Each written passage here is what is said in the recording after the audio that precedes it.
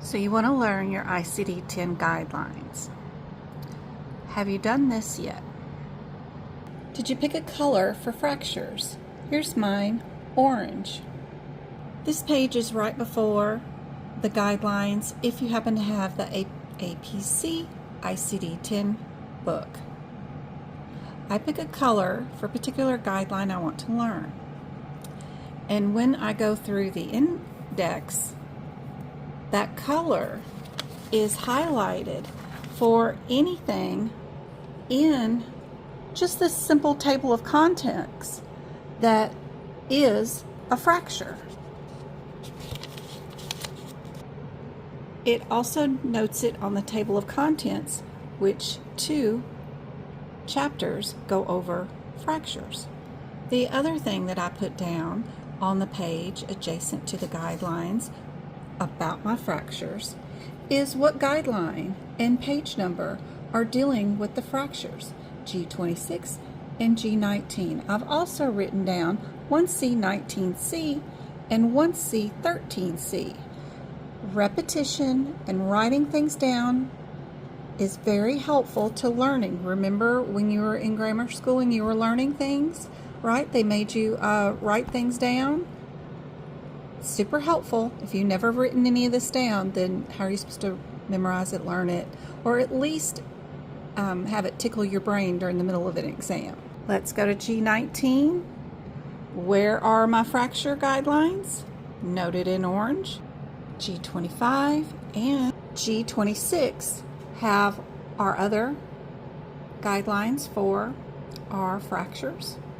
Very helpful for questions that are like this. You can run straight to your little list and run straight to the guidelines during the middle of an exam. If you're insistent on learning the guidelines and not learning the process of elimination, looking for similarities, then you are going to need something that will get you to the answers super quickly.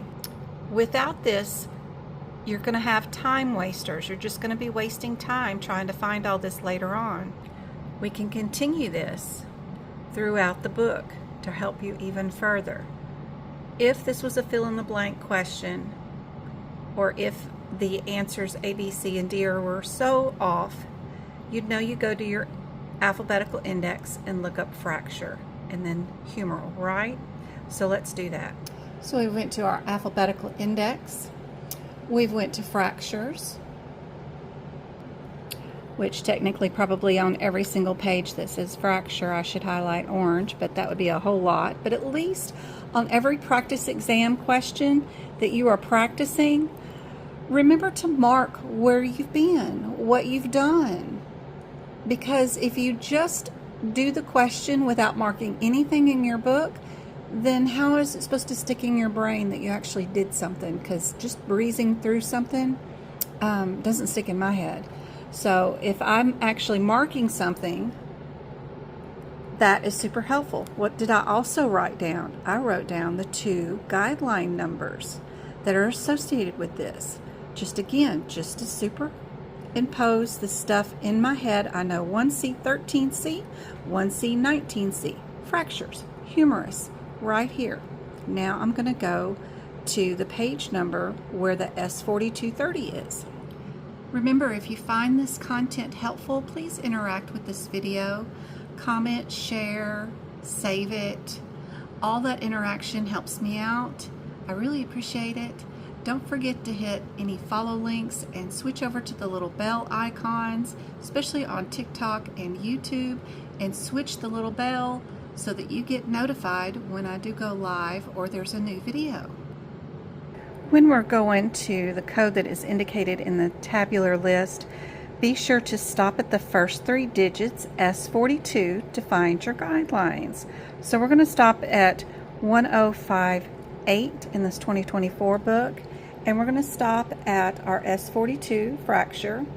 I have the page 188 because that's the page number in the tabular list in the front of the book that lets me know where to go and come here. Also, they've got the guidelines listed. They do have the 1C19C, but they do not have the 1C13C, which we need to have. So I've added that because it's a missing guideline, and we'll look for anything that we need to know. We know we're going to need a 7th character, which this one is telling us. We're going to finish up by going on to the 1060 page where that S4230 is. I've already written in my 2 guideline numbers. I've written down the page number where it is in the tabular list. I've also written down the page numbers where the guidelines are at. Now, this is also telling me about a guideline about being unspecified, and then there is another guideline talking about that you need to pick the type of fracture it is. If we do stick with our S4230, an unspecified code, we could be missing out on better payment, because we know not only the site, but the type and the laterality need to be coded. So we need to figure out where all these areas are in our ICD-10 book tied to this guideline and these diagnoses. So this is where I find displaced and segmental and commuted, spiral, oblique, transverse, and green stick. Those are our types. And see, I've marked them and labeled them as a guideline so that I understand that these are the types of fractures. If I have that in my note, then I know I have to code this and not the unspecified, right? I've also moved over where we stopped at the 3rd digit and we realized that it needs a 7th character. Here on this page, I've moved that guideline to these codes that it needs a 7th. And then I've written in my example, when the chart says fracture of the right humeral shaft, this is our diagnosis code, and I've underlined it, and I've added all the guidelines and page numbers where they're at, and I've highlighted any differences there would be. And my example question that I already did and practiced with is completely noted in the tabular list, in the index, and in the guidelines. When we do questions on what documentation was missing from that previous example, right? We figured out it was the type. That's why we highlighted this. When you go through my lives and you're watching these videos, be sure you document everything in your books that we did and learned, instead of just listening and moving on. This is how you learn your guidelines, I think. Then we went over those different types, right? Then what if we changed our question to add the word oblique? What would our answer be?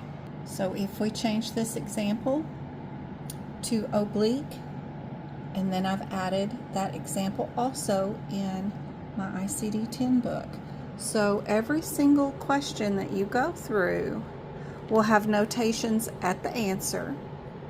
It will have notations in the tabular list or indexes, and you'll mark up your guidelines that you need to move over and any additional guidelines that could be helpful for further questions. This is an example of what you need to do if you're trying to learn the guidelines and not do the process of elimination, looking for similarities and irregularities. If you want a copy of my notes, they're available on my website at Medical Coding by Jen. Also, if you join my YouTube membership, you will get access to more videos like this that go step by step showing you how to do this. And if you join my website membership, you get access to bonus practice questions like the ones that I went over in this video that I create myself. I hope this is super helpful. If you do join both memberships, it's still like $12 to $13 a month for both memberships. And I work very hard to keep things super cheap for you guys because I know you get pennied enough as it is, but I really do try to create really good value in my videos that are helpful, that's worth your time, because I know you don't have a lot of time to do these and learn this for your medical coding exam. I hope this is helpful. I hope to see you in my free lessons. I still teach Monday, Wednesday, and Friday for free for 2 hours, and I hope to see you there.